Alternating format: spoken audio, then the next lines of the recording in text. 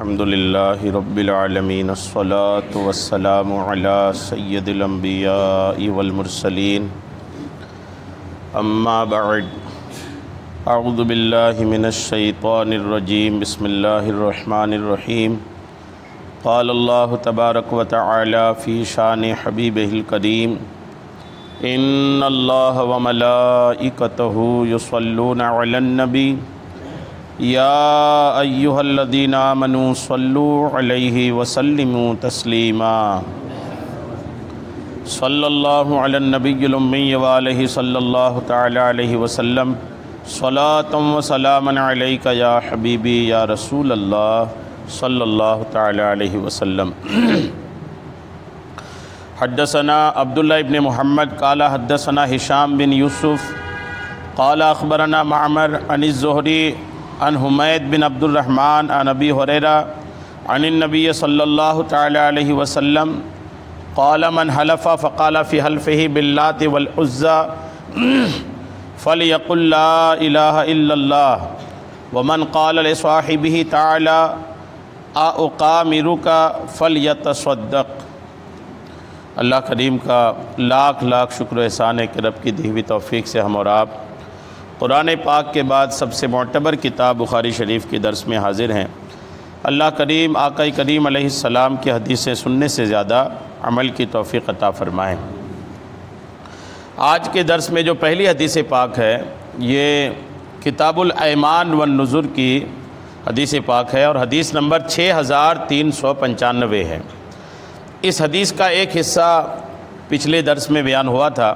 حضرت ابو ہریرہ رضی اللہ تعالی عنہ سے روایت ہے کہ نبی کریم علیہ السلام نے فرمایا من حلف فقال فی حلفہ باللات والعزى، جس نے قسم کھایا اور اپنی قسم میں کہا کہ لات اور عزیٰ کی قسم، یعنی اپنے بتوں کے نام پر قسم کھائے، تو آقا نے فرمایا تھا کہ فلیقل لا الہ الا اللہ، تو وہ کلمہ پڑھے۔ ومن قال لصاحبہ تعالی اقامرک، اور جو اپنے دوست اپنے ساتھی سے کہے کہ آؤ جوا کھیلتے ہیں، تو اسے چاہیے کہ وہ صدقہ کرے۔ اس حدیث پاک کا جو پہلا حصہ ہے کہ لات اور عزیٰ کی قسم کھانے پر آقا کریم علیہ السلام نے فرمایا کہ فوراً اسے کلمہ پڑھ لینا چاہیے۔ یہ آپ نے اس پر سنا تھا کہ کیا اس کے مسائل ہیں۔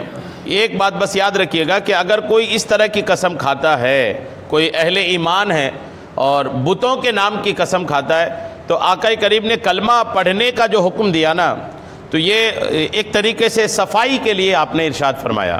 کوئی اس سے کافر تو نہیں ہوتا، لیکن یہ کہ اس کو کلمہ پڑھ لینی چاہیے۔ اور اس حدیث پاک کا دوسرا حصہ ہے کہ اگر کوئی اپنے ساتھی سے کہے کہ آؤ جوا کھیلتے ہیں، تو اسے چاہیے کہ صدقہ کرے۔ جوا، سٹا، یہ جو بھی جوا بازی ہوتی ہے، جہاں پر بھی جس بھی طریقے سے لوگ جوا کھیلتے ہیں، آقا کریم علیہ السلام کتنا ناپسند فرماتے تھے اس کو، اور اسلام میں کتنا ناپسندیدہ ہے یہ کام جوا کھیلنا، کہ اگر کوئی کسی کو کہے کہ چلو جوا کھیلتے ہیں، تو جو کہا نا اس کو چاہیے کہ کچھ صدقہ کر کے اس کی تلافی کرے۔ آقا کریم علیہ السلام نے انہیں صدقہ کرنے کا حکم دیا۔ کیوں؟ اس لیے کہ تم نے ایک غلط کام کی طرف دعوت دیا، ایک ایسا کام جس کی شرعاً اجازت نہیں ہے، اسلام میں جس کو کرنے کی اجازت نہیں ہے، تم نے اس کو کرنے کی دعوت دیا، بلایا، تو بلانے کی سزا یہ ہے کہ تم کیا کرو؟ صدقہ کرو۔ آقا کریم علیہ السلام نے حکم ارشاد فرمایا۔ تو جوا جو ہے نا، اللہ کرم فرمائے، یہ کافی پیر پسارتا جا رہا ہے سماج میں، اور ایک تعداد ہے جو جوا کی اس میں لپیٹ میں آ رہے ہیں۔ آپ کے یہاں جوا کو لوگ طرح طرح سے کھیلتے ہیں، کوئی سٹا کے نام پر کھیلتا ہے، تو کوئی کسی اور طریقے سے کھیلتا ہے۔ تو یہاں چونکہ عموماً سٹا بہت چلتا ہے، لوگ کھیلتے ہیں، نمبر بیٹھے بیٹھے بیوقوف قسم کے لوگ سٹا نمبر ہی ملاتے رہتے ہیں اور سوچتے ہیں کہ یہ ملائیں گے تو ہمارا مل جائے گا۔ ایسے لوگوں کو سوچنے سے کچھ عقل بھی کام کرے ان بیوقوفوں کی، کہ یہ اللہ کریم کی طرف نہیں آئیں گے، اور وہ بیٹھے بیٹھے کہاں کچھ کا کچھ نمبر ملائیں گے اور دن بھر انتظار کریں گے کہ یار یہ نمبر کس کا آ رہا ہے۔ ایسے لوگوں کو سوچنی چاہیے کہ موت بھی انتظار کر رہی ہے، موت بھی آئے گی، بنا بتائے آئے گی۔ سٹے کا نمبر تو پتہ چلتا ہے نا، موت آئے گی تو پتہ بھی نہیں چلے گا کہ آ گئی۔ اللہ کرم فرمائے ایسے لوگوں پر۔ اور جوا جو ہے نا اسلام میں سخت حرام چیز ہے، قرآن پاک میں اللہ کریم نے پارہ 7 سورہ مائدہ کی آیت نمبر 90 اور 91 میں فرمایا ہے کہ شراب اور جوا اور بت اور پاسے یہ سب ناپاک ہی ہیں۔ سٹا جوا یہ کیا ہے؟ ناپاک چیز ہیں یہ، اور اللہ نے فرمایا یہ شیطانی کام ہے۔ اللہ فرما رہا ہے کہ یہ کون سا کام ہے؟ شیطانی کام ہے، ابلیس کا کام ہے، شیطان کا کام ہے، انسان کا نہیں ہے۔ اللہ فرماتا ہے تو ان سے بچتے رہنا کہ تم فلاح پاؤ۔ فلاح مطلب کامیابی، یعنی سٹا جوا سے بچنا اس میں کامیابی ہے، اور جس سٹے جوئے سے بچنے پر اللہ نے فرمایا کامیابی ہے، مسلمان اس کو کھیل کر کامیاب ہونا چاہتا ہے۔ تو یہ جسٹ اللہ کریم کے خلاف ہوا نا۔ اللہ تو کہہ رہا ہے کہ جوا سٹا کے خلاف جاؤ، جوا سٹا کو چھوڑو تو کامیابی ہے، اور مسلمان اسی پر جا کر کے کامیاب ہونا چاہتا ہے، پیسے والا بننا چاہتا ہے، کہاں سے ہوگا؟ اور اللہ فرماتا ہے شیطان یہی چاہتا ہے کہ تم میں بیر اور دشمنی ڈلوا دے، شراب اور جوئے میں۔ شراب اور جوئے سے اللہ فرماتا ہے کہ شیطان یہ چاہتا ہے کہ تم میں بیر اور دشمنی ڈلوا دے۔ جوا جو ہے نا، سٹے جو ہے نا، اس کا ایک نقصان تو ہے ہی، شرعی طور پر تو منع ہی ہے، ساتھ میں اس کا نقصان یہ بھی ہے کہ یہ آپس میں بیر ڈلواتا ہے، آپس کی دوستیاں ختم کرتا ہے۔ جوا جو ہے نا، جوا اور سٹا یہ آپس کے رشتے اور تعلقات کو بھی ختم کرتا ہے، ہار جیت کا معاملہ رہتا ہے، پھر کئی اس طریقے سے ہوتا ہے کہ آپسی، اللہ نے فرمایا کہ شیطان جوا اور شراب کے ذریعے آپس میں بیر اور دشمنی ڈلوانا چاہتا ہے، مطلب اس کا ایک دنیاوی نقصان بھی ہے۔ اور تمہیں اللہ کی یاد اور نماز سے روکے تو تم کیا باز آئے؟ یعنی ایک کام اس سے، سٹا کا ایک کام یہ بھی ہے جوا کا، کہ اس سے آدمی نماز روزے سے بھی رک جاتا ہے، چونکہ ایک حرام کام ہے، اور حرام کام آدمی کرے گا تو ایسے کرنے والے، حرام کام کرنے والوں کو نیکی کی توفیق نہیں ملتی۔ جی ہاں، آپ دیکھیں کہ جو حرام کام کرتا ہے نا، اسے اچھا کام کرنے کی توفیق نہیں ملے گی، نیکی کی توفیق نہیں ملے گی۔ آدمی پہلے حرام کام سے توبہ کرے، جوا سٹا شراب سے توبہ کرے، الحمدللہ نیکی کی توفیق ملنے لگتی ہے۔ جو لوگ بھی ان گناہوں میں رہتے ہیں، جیسے ہی ان گناہوں کو چھوڑنے کا ذہن بنایا، اللہ کریم نیکی کی توفیق دینے لگتا ہے کہ چلو اب جب گناہ چھوڑ دیے، نافرمانی چھوڑ دیے، تو فرما برداری کی طرف آ جاؤ۔ اللہ کرم فرمائے۔ اور اللہ کریم نے فرمایا وَلَا تَأْكُلُوا أَمْوَالَكُمْ بَيْنَكُمْ بِالْبَاطِلِ، پارہ 2 سورہ بقرہ آیت نمبر 188 ہے۔ اللہ فرماتا ہے اور آپس میں ایک دوسرے کا مال ناحق نہ کھاؤ۔ جو جوا سے مال آتا ہے نا، سٹے سے، وہ ناحق مال ہے، اللہ نے فرمایا اس کو مت کھاؤ۔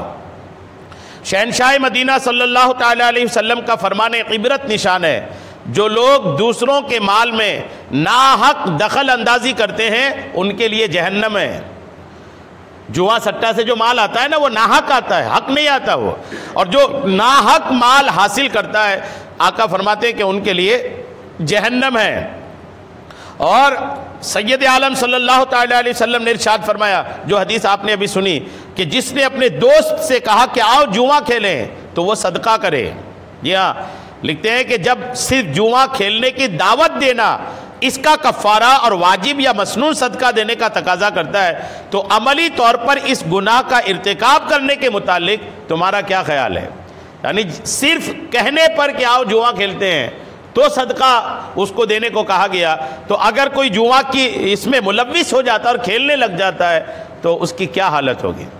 بہرحال توبہ کرنی چاہیے، مسلمان کو ایک عقیدہ رکھنا چاہیے۔ مسلمان کا عقیدہ اللہ پر کمزور ہوتا جا رہا ہے۔ ایک پختہ عقیدہ یہ ہونی چاہیے مسلمان کا کہ اللہ کریم نے ہماری قسمت میں، ہم جب ماں کے پیٹ میں تھے، آپ نے سنا تھا آدمی ماں کے پیٹ میں رہتا ہے تبھی اس کی عمر، اس کا رزق، اس کا سارا کچھ مقدر کر دیا جاتا ہے، کتنا کمائے گا، کتنا کھائے گا، سارا کچھ مقدر ہے۔ اور یقین مانے انسان اپنی قسمت کا آخری پیسہ کھانے سے پہلے نہیں مرے گا، آخری پیسہ اپنی قسمت کا کھائے گا تبھی مرے گا۔ کبھی ایسی موت کسی کو نہیں آئے گی کہ اس کی ابھی قسمت کا رزق ابھی رکھا ہی تھا، بچا ہی تھا اور مر گیا، ایسا کسی انسان کے ساتھ نہیں ہوگا، کافر کے ساتھ بھی نہیں ہوگا، مسلمان تو چھوڑیں، اپنی قسمت کا آخری روپیہ کھائے گا۔ اب جب قسمت کا ہمیں ملنا ہی ملنا ہے تو پھر حلال طریقے سے کوشش کریں، جائز طریقے سے کوشش کریں، ناجائز طریقے سے نہیں۔ لوگ اپنے کو سمیٹ کر وہاں لا کے رکھتے ہیں کہ لوگ سمجھتے ہیں کہ یار اس کو چھوڑیں گے تو کیا کریں گے، دنیا اتنی بڑی ہے، بھیک مانگے کھائیے نا، وہ چل جائے گا، لیکن جوا سٹا نہیں۔ بھیک اگر آدمی مجبور ہے تو بھیک حلال ہے، لیکن مجبوری میں بھی آدمی اس طرح کے کام جوا سٹا نہیں کھیل سکتا۔ جی ہاں، اللہ کرم فرمائے۔ بہرحال یہ کہ جوا جو ہے نا، اسلام اس کی سخت مخالفت کرتا ہے۔ اس کے بعد امام بخاری رحمۃ اللہ تعالی علیہ نے باب بنایا کہ باب من حلف علی الشیء وان لم یحلف۔ اس پر امام بخاری نے جو حدیث پاک لایا وہ حضرت عبداللہ ابن عمر سے روایت ہے، ان رسول اللہ صلی اللہ تعالی علیہ وسلم استنعا خاتمن، آقا کریم علیہ السلام ایک مرتبہ سونے کی ایک انگوٹھی بنوائے، شروعات میں، ابتدا کی بات ہے، ایک دم شروعات کی بات ہے۔ آقا کریم نے سونے کی انگوٹھی بنایا، وَكَانَ يَلْبَسُهُ، اور سونے کی انگوٹھی بنوا کر کے آقا نے اس کو پہنا بھی، اور جب پہنے نا تو انداز یہ تھا کہ فَيَجَلُ فَسَّهُ فِي بَاطِنِ كَفِّهِ، تو آقا انگوٹھی کے نگینے کو اپنے ہتھیلی کی طرف رکھتے تھے، اس طرف نہیں، باہر طرف نہیں، اندر طرف۔ آقا کریم علیہ السلام نگینے کو اندر طرف رکھتے تھے۔ اچھا، یہ شروعات میں آقا نے ایسا کیا۔ فَسَنَعَ النَّاسِ، صحابہ کرام کا تو معاملہ یہ تھا نا کہ حضور جو کرتے ہیں، آقا صحابہ کرام دیوانگی کی حد تک وہ کرتے تھے۔ جی ہاں، صحابہ اس میں جنون کا شکار تھے کہ آقا جو کریں ہمیں کرنا ہے۔ پاگل پن تھی صحابہ کرام میں اس معاملے میں۔ پاگل پن مطلب یہ کہ کرنا ہی ہے، آقا نے کرا تو ہمیں کرنا ہے۔ تو صحابہ کرام جو ہے نا الحمدللہ یہ آقا کریم علیہ السلام کی اداؤں پہ جنون کی حد تک عمل کرتے تھے۔ تو اب یہ جب آقا نے انگوٹھی بنائے وہ بھی سونے کی، تو تمام صحابہ بھی سونے کی انگوٹھی بنوا لی، صحابہ بھی بنوا لیے، فسنا الناس، لوگ بھی بنوا لیے۔ جب آقا نے دیکھا کہ میں نے بنوایا تو سارے لوگ بنوا لیے، تو آقا ثم انہ جلس علی المنبر، آقا ممبر پر تشریف لائے۔ آقا کو جو کچھ کہنا ہوتا نا تو صحابہ کو بلا کر مسجد میں بٹھالتے اور خود ممبر پر تشریف لاتے، پھر آپ اپنی بات ارشاد فرماتے۔ تو آقا ممبر پر تشریف لائے، فقالا، حضور نے فرمایا، انی کنت البس ھذا الخاتم واجعل فسہ من داخل، آقا نے فرمایا کہ بے شک میں نے یہ انگوٹھی پہنا تھا، آقا نے اشارہ کیا کہ بے شک میں نے یہ انگوٹھی پہنا اور اس کے نگینے کو اپنے ہتھیلی کی طرف رکھا، اور اتنا بولنے کے بعد فرما بھی، آقا نے اس کو اتارا اور اتار کر پھینک دیا، انگوٹھی اتارے اور اتار کر پھینک دیے۔ ثم قال، پھر فرمایا، واللہ لا البسہ ابدا، اللہ کی قسم اب کے بعد پھر کبھی بھی میں سونے کی انگوٹھی نہیں پہنوں گا۔ آقا کریم علیہ السلام نے کلیئر کر دیا کہ آج کے بعد کبھی بھی سونے کی انگوٹھی نہیں پہنوں گا۔ جب حضور نے یہ فرمایا نا تو جتنے صحابہ انگوٹھی پہنے تھے، فَنَبَذَ النَّاسُ خَوَاتِيمَهُمْ، تو صحابہ کرام بھی اپنی انگوٹھیاں اتار کر پھینک دیے۔ صحابہ نے بھی کوئی بھی اپنی انگوٹھی اپنے انگلی میں نہیں رکھا، اتارے، اور سارے صحابہ انگوٹھیاں اتار کر کے پھینک دیے۔ صحابہ کرام کا یہ معاملہ تھا الحمدللہ۔ یہ اس معاملے میں اگر آپ یہ سمجھیں کہ صحابہ اتنے کامیاب کیوں تھے یا صحابہ کی اتنی عظمت و شان کیوں تھی، تو اس کی ایک ہی بات یہ ہے کہ صحابہ حضور کی بات پر عمل کرنے میں جلدی کرتے تھے۔ ایک مسلمان کی کامیابی اسی میں ہے کہ اگر کہا جائے کہ حدیث یہ کہتی ہے تو مسلمان بالکل پہلی فرصت میں اس پر عمل کرے۔ قرآن یہ کہتا ہے، اسلام یہ کہتا ہے، اگر مسلمان کامیاب ہونا چاہتا ہے تو اس کے لیے راستہ یہی ہے کہ اللہ رسول کے فرمان پر جلدی کرے عمل کرنے میں۔ صحابہ کے اندر یہی تھی۔ دیکھیں نا کہ آقا نے انگوٹھی بنوایا، پہنا، صحابہ نے بنوا لیا، پہن لیا، اور آقا نے نکال کر کے پھینک دیا، صحابہ بھی پھینک دیے۔ یہاں تک کہ بعض کتابوں میں تو ایسے صحابہ کے واقعات بھی ہیں کہ وہ جب آقا نے ایسا پھینکنے کو کہا نا تو وہ پھینک بھی دیے، اور ایسا پھینکے کہ اس کی طرف دیکھے بھی نہیں۔ لوگوں نے کہا کہ گھر کی عورتوں کو دے دینا، لوگوں نے یہ بھی کہا کہ بیچ کر کوئی کام میں لانا۔ سونا تو آدمی بیچ سکتا ہے نا، بیچ سکتا، پہن نہیں سکتا ہے، اور گھر کی عورتیں پہن بھی سکتی ہیں۔ تو وہ صحابی کا جواب ہوتا تھا کہ اللہ کے رسول نے جسے پھینکوا دیا اسے میں کبھی نہیں اٹھاؤں گا، بھلے اس کی کوئی قیمت ہے، اس سے کوئی اناج وغیرہ بھی مل سکتا تھا، لیکن صحابہ کی سوچ یہ تھی کہ اللہ کے رسول جس چیز سے نفرت کریں یا آقا جس کو منع فرما دیں، صحابہ اس کی طرف کبھی پلٹ کر کے بھی نہیں دیکھتے تھے۔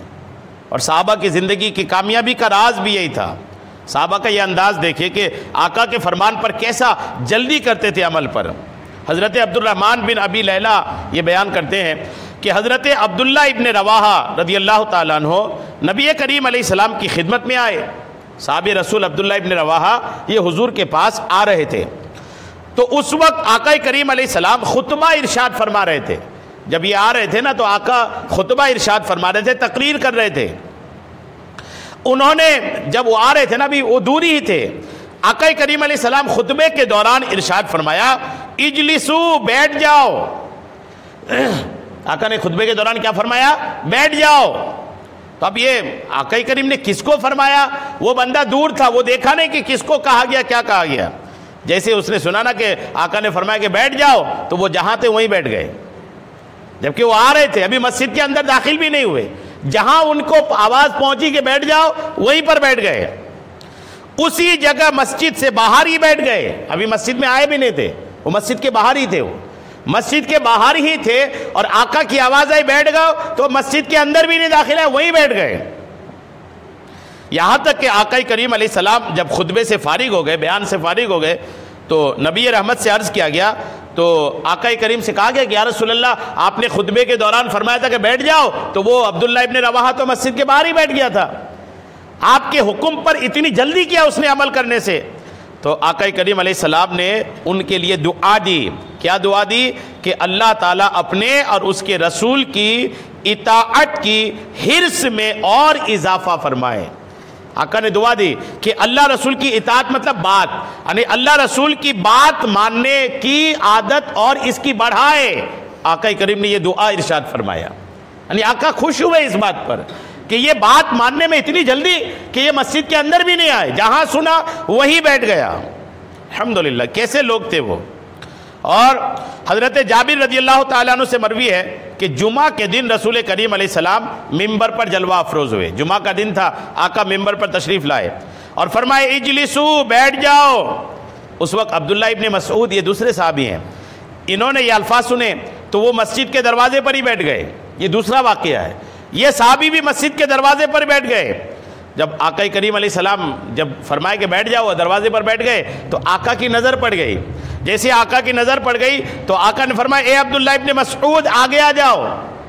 یعنی آقا نے جب دیکھا کہ میں نے کہا بیٹھ جاؤ تو یہ دروازے پر ہی بیٹھ گئے, تو آقا نے فرمایا کہ آگے آ جاؤ. الحمدللہ غور کیجئے کہ صحابہ کتنے حریص تھے. عبداللہ ابن عباس رضی اللہ تعالی عنہما سے مروی ہے کہ رسول کریم علیہ السلام نے ایک آدمی کے ہاتھ میں سونے کی انگوٹھی دیکھی. وہ جو واقعہ میں نے آپ کو بتایا, دیکھیں آقا نے ایک کے ہاتھ میں سونے کی انگوٹھی دیکھی تو اسے اتار کر کے آقا نے پھینک دیا. آقا اپنے ہاتھ سے اس کی انگوٹھی اتارا اور اتار کر کے پھینک دیا, اور فرمایا کیا تم اپنے ہاتھوں میں جہنم کا انگارہ رکھنا چاہتے ہو؟ آقا نے کیا فرمایا؟ کیا تم اپنے ہاتھ میں جہنم کا انگارہ رکھنا چاہتے ہو؟ یعنی سونے کی انگوٹھی ہاتھ میں ہونے کا مطلب ہاتھ میں جہنم کا انگارہ ہے. جی ہاں, اللہ کرم فرمائے. یہ لوگ ایسے پہنے نہ پہنے, لیکن شادی کے دن تو لوگ تھوڑا سا زیادہ ہی خوش رہتے ہیں, اور وہ آنے دو, بولے پہننے دو.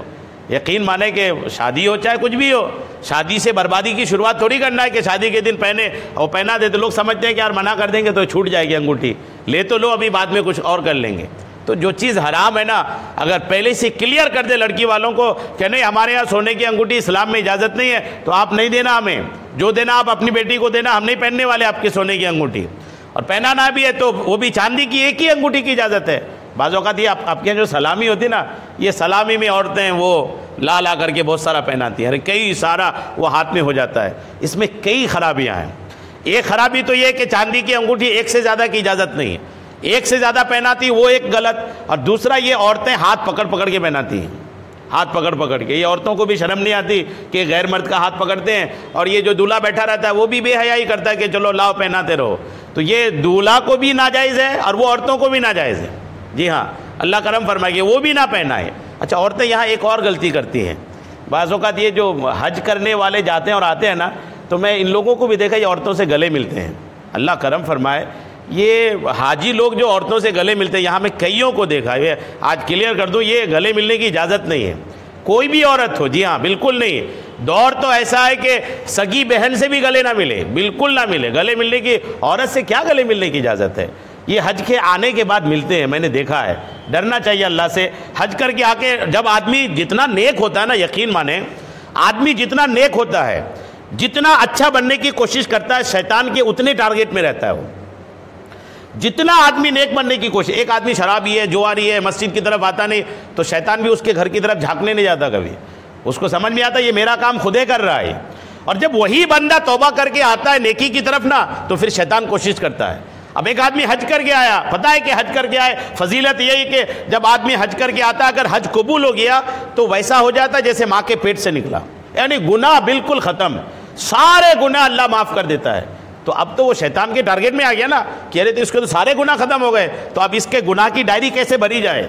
تو شیطان طرح طرح کے گناہ کی ڈائری اس کی بھراتا ہے, ناموری سے اور پھر شہرت سے تو عزت سے, یعنی اپنی عزت کی پسند ساری پھر شیطان بھرنا شروع کرتا ہے. اور اسی میں ایک بھرنا اسی علاقے میں, دوسری جگہ نہیں دیکھا, یہی دیکھ رہا ہوں کہ یہ حج کر کے آنے کے بعد یہ عورتوں سے گلے ملتے ہیں, بالکل نہیں. تو پہلے ہی منع کر دیا کریں, نہ ہاتھ چموانے کی اجازت ہے, عورتوں سے مصافحے کی بھی اجازت نہیں, گلے ملنے کی بھی اجازت نہیں, شرعاً حرام ہے, یہ ناجائز ہے. یعنی ہو سکتا ہے کہ حج سے آئے اور گلے ملے تو حج کا کباڑہ ہو گیا, وہیں پر ختم ہو گیا, حج کے سارے ثواب ختم ہو گئے, ثواب ختم ہو کر کے واپس اس کے جو گناہ ہے نا وہ ڈائری میں لکھا جا چکا. ڈرنا چاہیے اللہ سے, جو منع ہے وہ منع ہے. اور یہ عورتوں کو بھی چاہیے, عورتیں بھی پتہ نہیں کیوں گلے ملنا چاہتی ہیں, مصافحہ کرنا چاہتی ہے. جو پیر سے مصافحے کی اجازت نہیں ہے تو ایک حج کر کے آنے کے بعد ان سے کیا مصافحے کی اجازت ہوگی. عورت کسی اللہ کے ولی سے مصافحہ نہیں کر سکتی, نہیں کر سکتی, اجازت نہیں ہے. جب اللہ کے ولی سے مصافحے کی اجازت نہیں عورت کے لیے, عورت کسی کو اپنا پیر بنا لے, پیر مطلب روحانی باپ, جی ہاں, اس سے مصافحہ نہیں کر سکتے. باپ سے مصافحہ کر سکتی ہے, پر باپ ہے ان کا تو باپ سے مصافحہ کر سکتی ہے, ہاتھ چوم سکتی ہے, گلے ملنے کی اجازت تو نہیں ہے. جی ہاں, حالات سب کے سامنے ہیں, رپورٹس اخبار آپ بھی پڑھتے ہیں کہ حالات کتنے خراب ہیں. تو گلے تو اپنی بیٹی سے بھی نہ ملے, ہاتھ مصافحہ بہرحال بیٹی کر سکتی ہے, بیٹی اپنے باپ کا ہاتھ چوم سکتی ہے, لیکن گلے تو بالکل, یہ تو اللہ کرم فرمائے. بہرحال یہ کہ جو ناجائز ہے وہ ناجائز ہے, چاہے کوئی کرے, اس سے بچنے کی بہرحال کوشش کرنی چاہیے. تو آقا کریم علیہ السلام نے کیا فرمایا کہ وہ جو انگوٹھیاں, جب بات کہاں سے شروع ہوئی تو دولہے کی انگوٹھی سے نا, تو بہرحال دولہے لوگ کو بھی چاہیے کہ پہلے سے منع کر دے. صحابہ دیکھیں, آقا نے جب انگوٹھی دیکھا نا تو جیسے ہی انگوٹھی دیکھا تو آقا نے کیا فرمایا کہ تم اپنے ہاتھ میں جہنم کا انگارہ رکھنا چاہتے ہو. یعنی سونے کی انگوٹھی ہاتھ میں کا مطلب جہنم کا انگارہ ہے. اب وہ جب مجلس برخاست ہوئی نا, وہ تو آقا نکال کے پھینک چکے تھے, جب مجلس ختم ہوئی تو رسول کریم علیہ السلام تشریف لے گئے, آقا چلے گئے. تو وہ جو صحابی جو انگوٹھی پہنے تھے نا, ان سے لوگوں نے کہا اپنی انگوٹھی اٹھا لو, پہننے کے علاوہ اس سے اور کوئی فائدہ اٹھاؤ. صحابہ نے کہا انگوٹھی اٹھا لیجئے, پہنیے مت, اور دوسرا فائدہ اس سے آپ لے لیجئے, بیچ دیجئے, عورتوں کو دے دیجئے. تو صحابی کا جواب سنیے, انہوں نے جواب میں کہا اللہ کی قسم میں اسے کبھی نہیں اٹھاؤں گا جبکہ اسے اللہ تعالیٰ کے رسول علیہ السلام نے پھینک دیا ہے. کیسا ایمان دیکھیے, اللہ کے رسول نے پھینک دیا ہے, جس کو رسول خدا نے پھینک دیا نا اس کو ہم کبھی نہیں اٹھائیں گے.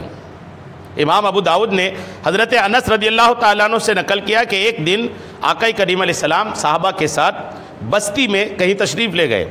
صحابہ کہتے ہم بھی آپ کے ساتھ تھے. آقا کریم علیہ السلام ایک بلند عمارت دیکھی, ایک لمبا بڑا سا گھر دیکھا, دیکھ کر فرمایا یہ کیا ہے, کس کا ہے, کیا ہے. آقا نے یہ فرمایا تو صحابہ نے ایک انصاری صحابی کا نام بتایا, یا رسول اللہ یہ فلاں انصاری کا مکان ہے. آقا کریم علیہ السلام نے خاموشی اختیار فرمائی. جب وہ انصاری آقا کریم علیہ السلام کی مجلس میں آئے اور سلام عرض کیا تو آقا کریم علیہ السلام نے ان سے اعراض فرمایا, چہرہ پھیر لیا. بڑا سا مکان تھا, آقا نے مکان دیکھا, اور دوسرے حدیثوں میں کہ انہوں نے اوپر گنبد بھی بنایا تھا. تو وہ آقا کریم نے دیکھ کے آئے, پوچھ لیا کس کا مکان ہے. آقا واپس آ گئے. اب جب وہ جس کا مکان تھا نا وہ حضور کے پاس آئے, جب حضور کے پاس آئے حضور کو سلام عرض کیا تو آقا نے ان کے سلام کا جواب نہیں دیا اور دوسری طرف گھوم گئے. حضور کی ناراضگی کے اظہار کا طریقہ یہ تھا ایک. اب وہ صحابی تو پریشان ہو گئے, وہ جب حضور دوسری طرف گھومے نا تو وہ صحابی اس طرف آئے اور آقا کو دوبارہ سلام کیا. کئی بار اس نے سلام کرنے کی کوشش کیا, سلام کیا, آقا کی چہرے کی طرف آیا اور آقا دوسری طرف گھوم جاتے تھے. یہاں تک کہ انہوں نے آقا کریم کے چہرے انور پر ناراضگی کی نشانی دیکھا. وہ صحابی نے دیکھا کہ آقا ناراض ہے مجھ سے. دوسرے اپنے جو ساتھی صحابہ تھے ان سے پوچھا کیا وجہ ہے, مجھے تو سمجھ میں نہیں آ رہا. وہ صحابی پریشان تھے کہ میں نے تو کوئی ایسی بظاہر کوئی ایسا کام نہیں کیا کہ آقا ناراض ہو جائیں, لیکن آقا کی ناراضگی چہرے سے دکھ رہی ہے.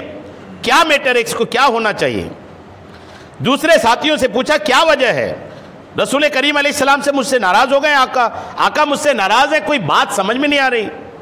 تو بتایا گیا کہ ہمیں صرف اتنا علم ہے، دوسرے ساتھیوں نے بتایا کہ ہمیں بس اتنا لگ رہا ہے کہ آقا آج بستی کی طرف گئے تھے اور انہوں نے تمہارا مکان بلند دیکھ کر، بڑا مکان دیکھ کر تمہارے بارے میں پوچھا تھا کہ کس کا مکان ہے، اور ہم نے تمہارا نام بتا دیا تھا۔ بس اتنی سی بات ہمیں سمجھ میں آ رہی کہ تمہارا بلند مکان تھا اور آقا کریم علیہ السلام نے تمہارا مکان دیکھا تھا، اور بس اتنی بات ہے، اور کوئی سمجھ میں نہیں آ رہا۔ اب وہ انصاری صحابی بھی ایک ایسا عاشق تھے، دیکھیے وہ عاشق رسول اپنا گھر گیا اور اپنا سارا مکان گرا دیا۔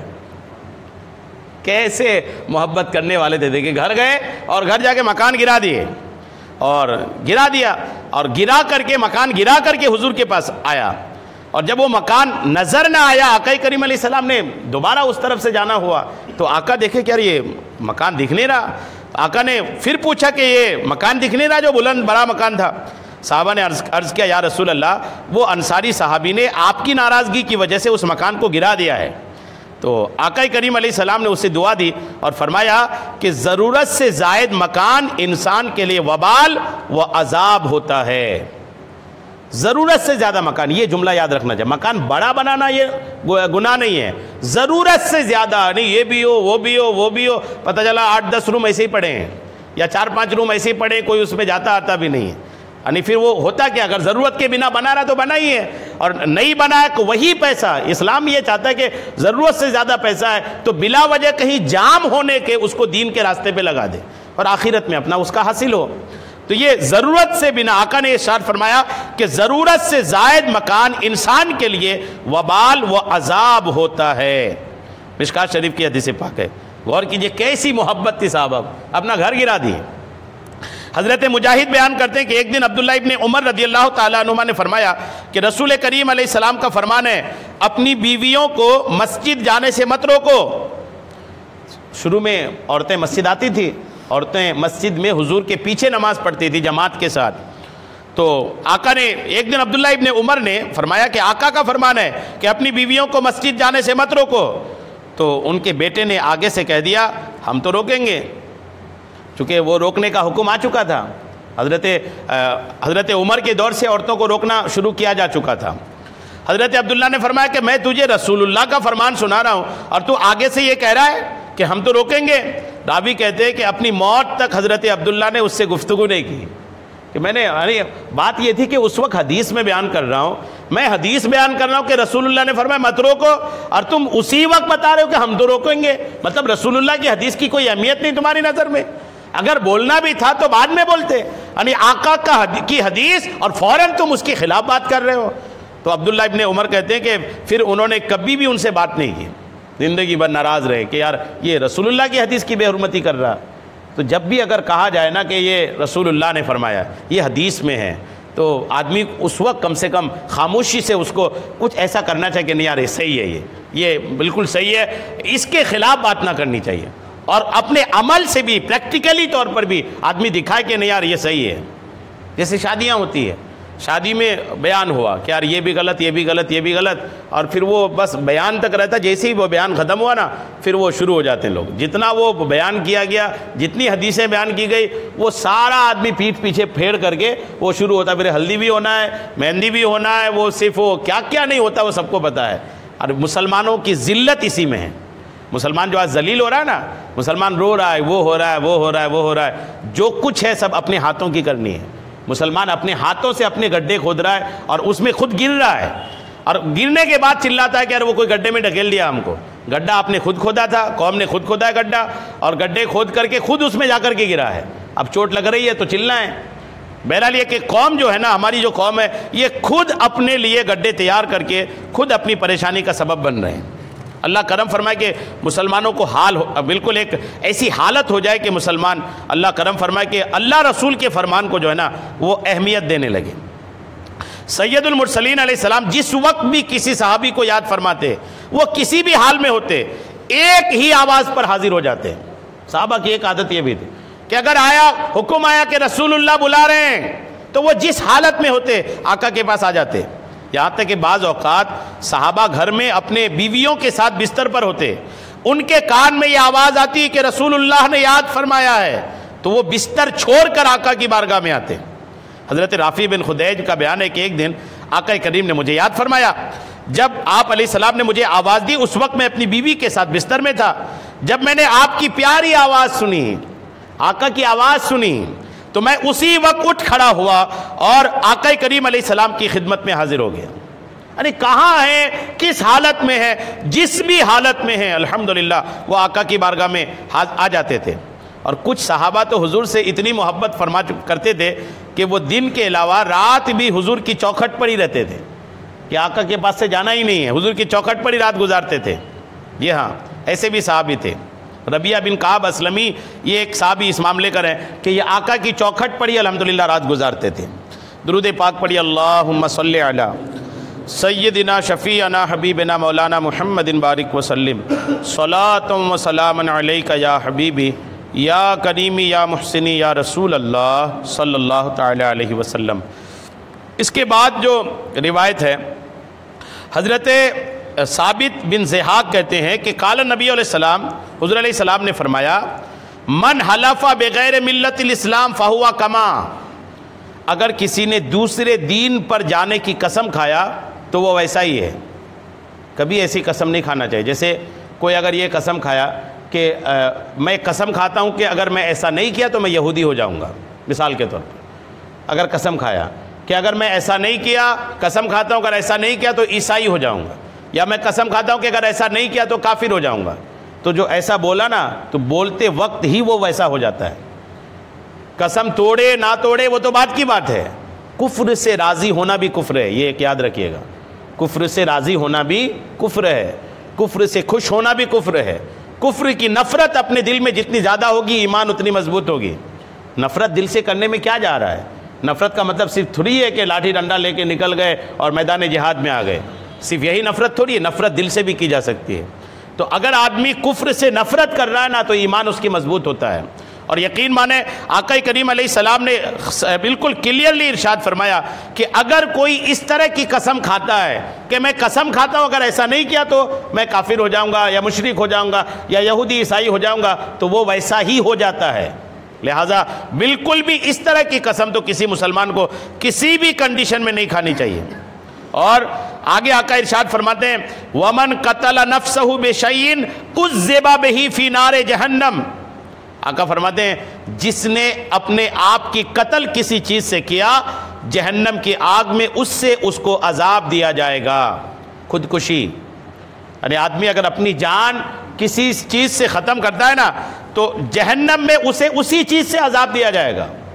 خودکشی کے واقعات بھی بڑھتے جا رہے ہیں آج کل. جیسے ہی آپسی تعلقات کی کمی ہو رہی نا، جیسے آپسی تعلقات کی کمی آ رہی ہے، لوگ وہ جاتے چلے جا رہے ہیں. حالات سب کے سامنے کس طرح کے معاملات ہیں. یہ بڑے بڑے آفیسرز بڑے بڑے کے بارے میں سننے میں آتا ہے کہ یار وہ بیوی بچے سمیت زہر کھا لیا تو پہلے بچوں کو مارا پھر خود مر گیا. حالات کتنے مطلب عجیب و غریب راستے پہ چل پڑا ہے. مسلمانوں کے بارے میں بھی کئی بار آتا ہے خودکشی کر لیا، کوئی کس کے لیے کوئی کس کے لیے، اللہ ہی رحم کرے.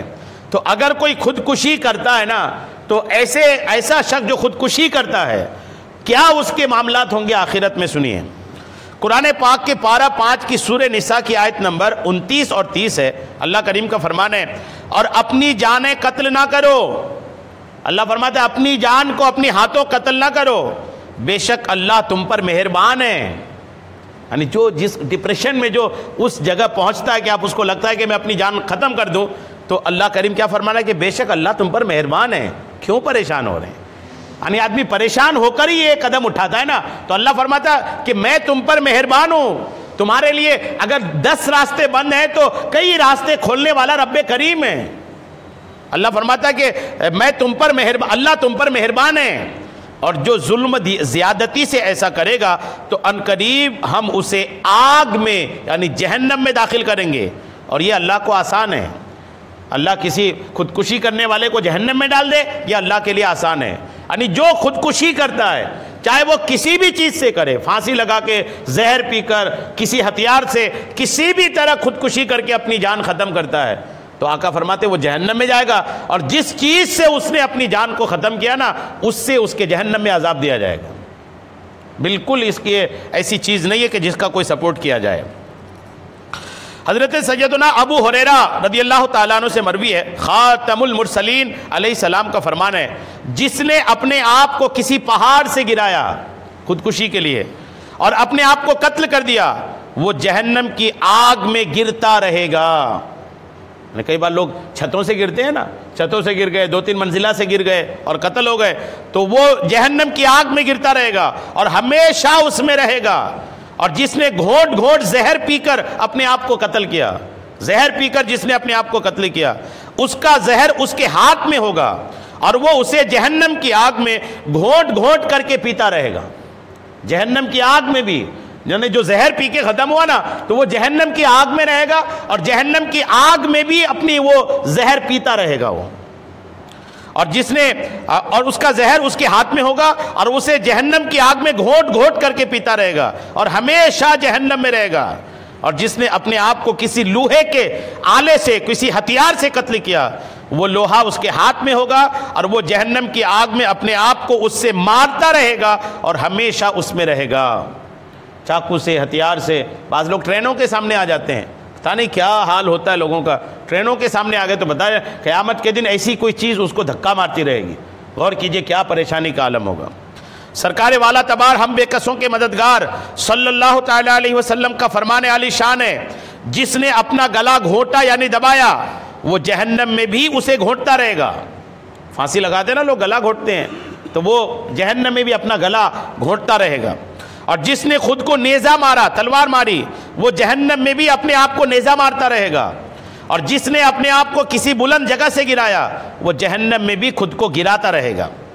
اور سیدنا حسن بصری رضی اللہ تعالیٰ عنہ فرماتے ہیں کہ سیدنا جندب بن عبداللہ رضی اللہ تعالیٰ عنہ اس مسجد میں احادیث مبارکہ بیان کیا کرتے تھے، ہم ان میں سے ایک حدیث پاک بھی نہیں بھولے اور نہ ہی ہمیں خوف ہے کہ انہوں نے سید عالم پر جھوٹ بولا۔ آپ علیہ السلام کا فرمان حقیقت بیان ہے کہ ایک شخص کو زخم تھا، ایک شخص کو کہیں زخم تھا۔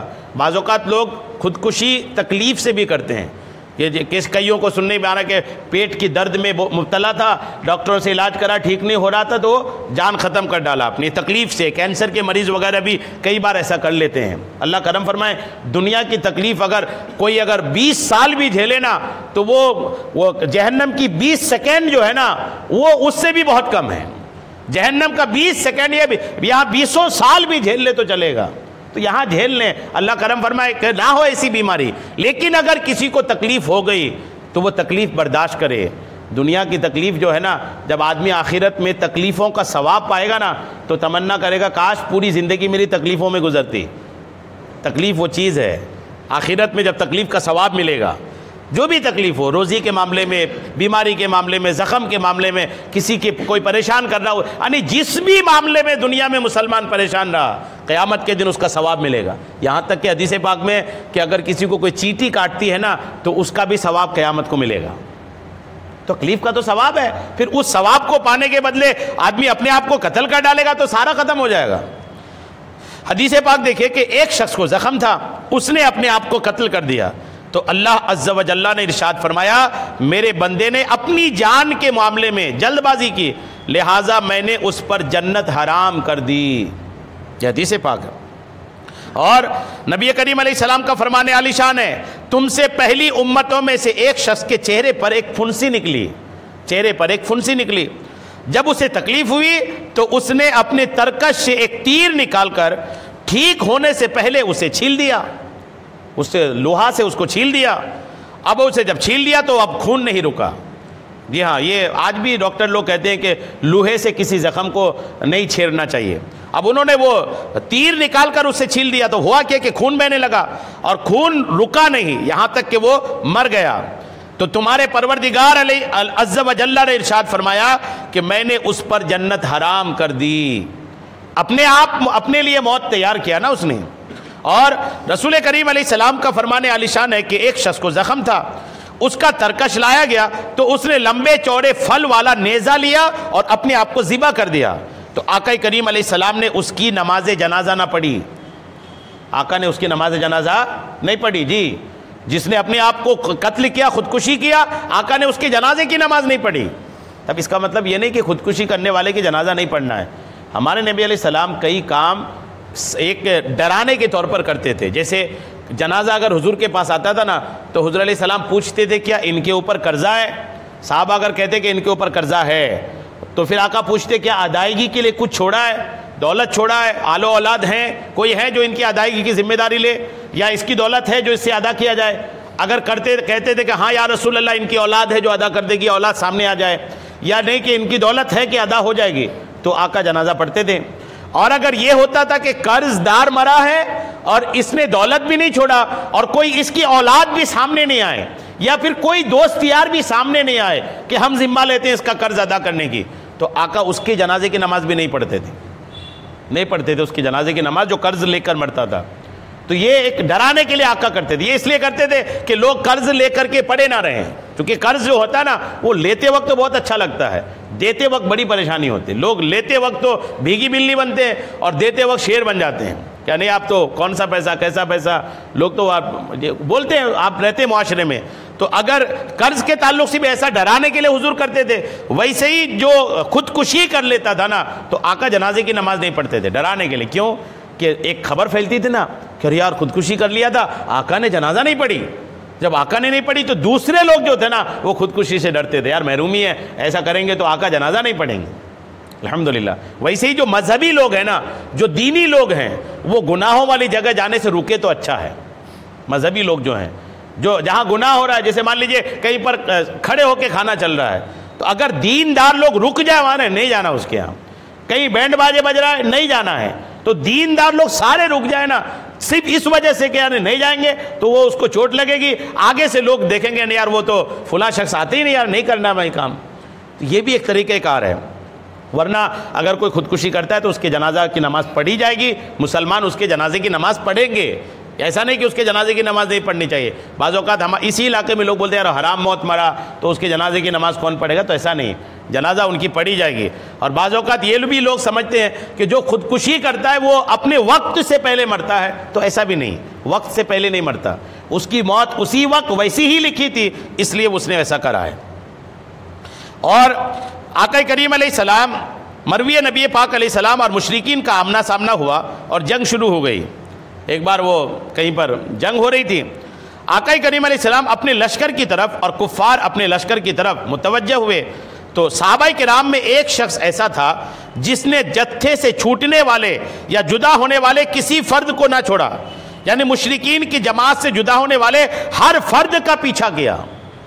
حضور کے ساتھ ایک ایسا شخص تھا جس نے تلوار لی اور ایک بھی مشرک کو نہیں چھوڑا، کچھ نہ کچھ نقصان پہنچایا، ایک ایک کا پیچھا کیا اور اسے اپنی تلوار سے مار ڈالا.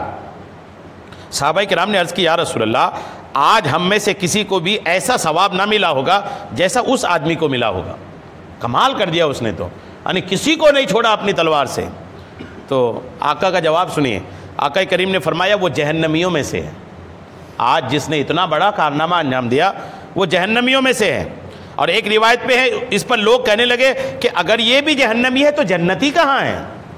صحابہ بولے کر یہ جہنمی ہے جو آج اتنی دلیری سے اسلام کے لیے لڑا، اگر یہ جہنمی ہے تو جنتی پھر کون ہے؟ لیکن ان میں سے ایک شخص نے کہا کہ میں تو اس آدمی کے پیچھے پڑوں گا، دیکھوں گا کہ یار کرتا کیا ہے. آقا نے فرمایا کیوں یہ جہنمی ہے؟ ایک شخص نے کہا میں ہر حال میں اس کے ساتھ رہوں گا. راوی فرماتے ہیں کہ وہ اس کے ساتھ نکل پڑا. جب بھی وہ ٹھہرتا یہ بھی اس کے ساتھ ٹھہر جاتا، جب وہ تیر چلاتا یہ بھی تیز، جب وہ تیز چلتا تو یہ بھی تیز چلنے لگ جاتا. اس شخص کا کہنا ہے کہ اس مجاہد کو جو ایسا جنگ لڑا شدید زخم لگ گیا تو اس نے موت میں جلد بازی کی اور اپنی تلوار زمین پر رکھ کر اس کی نوک سینے کے اندر درمیان رکھی، پھر اپنی تلوار پر بوجھ ڈالا اور خود کو قتل کر ڈالا. تلوار کھڑی کیا اور تلوار کے اوپر سینے کے سامنے اس کو رکھ کر کے اس پر سو گیا، بوجھ دے دیا تو وہ تلوار اس کے آر پار ہو گئی، اور جب آر پار ہو گئی تو وہ قتل ہو گیا. اب وہ شخص جو یہ دیکھ رہا تھا نا وہ حضور کی خدمت میں حاضر ہوا اور عرض کی کہ میں گواہی دیتا ہوں کہ آپ اللہ کے رسول ہیں. آقا نے فرمایا آج کیا ہو گیا؟ تم تو کلمہ کب کے پڑھے ہو، آج کیوں گواہی دے رہے ہو؟ اس نے عرض کی کہ ایک شخص کے متعلق ابھی آپ نے کہا تھا کہ وہ جہنمی ہے، لوگوں نے اسے بہت برا سمجھا کہ یہ کیسے جہنمی ہے، میں تمہیں اس کی خبر دوں گا، لہٰذا میں حقیقت حال جاننے کے لیے نکل پڑا. میں نے دیکھا کہ اسے شدید زخم لگا تھا جس کی وجہ سے اس نے موت میں جلدی کی. اور اپنی تلوار زمین پر رکھ کر اس کی نوک اپنے سینے کے درمیان رکھی، پھر اپنی تلوار پر بوجھ ڈالا اور خود کو قتل کر دیا۔ تو آپ علیہ السلام نے ارشاد فرمایا بندہ لوگوں کے سامنے جنتیوں جیسے اعمال کرتا رہتا ہے حالانکہ وہ جہنمی ہوتا ہے، اور ایک شخص ظاہراً جہنمیوں جیسے اعمال کرتا رہتا ہے حالانکہ وہ جنتی ہوتا ہے۔ یہ بہت ہوشیار کرنے والی بات ہے۔ اخیر میں جو بات آئی، آقا نے کیا فرمایا کہ ایک آدمی جنتیوں والے اعمال کرتا رہتا ہے حالانکہ وہ جہنمی ہوتا ہے، اور ایک آدمی جہنمیوں والے اعمال کرتا رہتا ہے حالانکہ وہ جنتی ہوتا ہے۔ کس کے لیے اللہ کریم کا کیا ارادہ ہے وہ رب ہی جانتا ہے۔ نیک پھولے نہ کہ میں نیک ہوں، اور برے لوگوں کو بولے کہ ارے وہ ایسا وہ تو کچھ کرتا نہیں۔ اپنا اعمال اپنے ساتھ ہے، آپ نیک ہیں الحمدللہ، لیکن ڈرتے رہیں کہ اللہ کریم کا ارادہ ہمارے بارے میں کچھ ایسا نہ ہو کہ ہم جہنم میں چلے جائیں۔ رب سے دعا کرتے رہیں۔ کوئی اگر نماز نہیں پڑھتا تو محبت سے کوشش ضرور کریں، لیکن ان سے گھن نہ کریں، ان کے ساتھ ایسا برتاؤ نہ کریں، اے بے نمازی، یہ شرابی، یہ جوانی، یہ کیا میرے پاس بیٹھے گا۔ یہ طریقہ درست نہیں ہے۔ کب کس کی زندگی کا پایا پلٹ جائے، کون کس طرف آ جائے، اس لیے احتیاط برتنی چاہیے۔ اللہ کریم ہم سب کو عمل کی توفیق عطا فرمائیں، آمین بجاہ النبی الامین صلی اللہ تعالی علیہ وسلم۔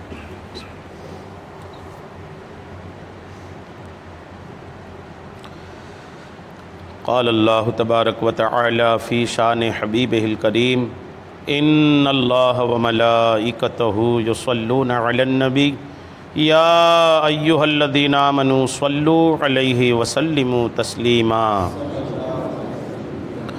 صلی اللہ علی النبی الامی وآلہ صلی اللہ تعالی علیہ وسلم صلاۃ و سلام علیک یا رسول اللہ۔ سبحان ربک رب العزۃ عما یصفون وسلام علی المرسلین والحمد للہ رب العالمین بحق لا الہ الا اللہ محمد۔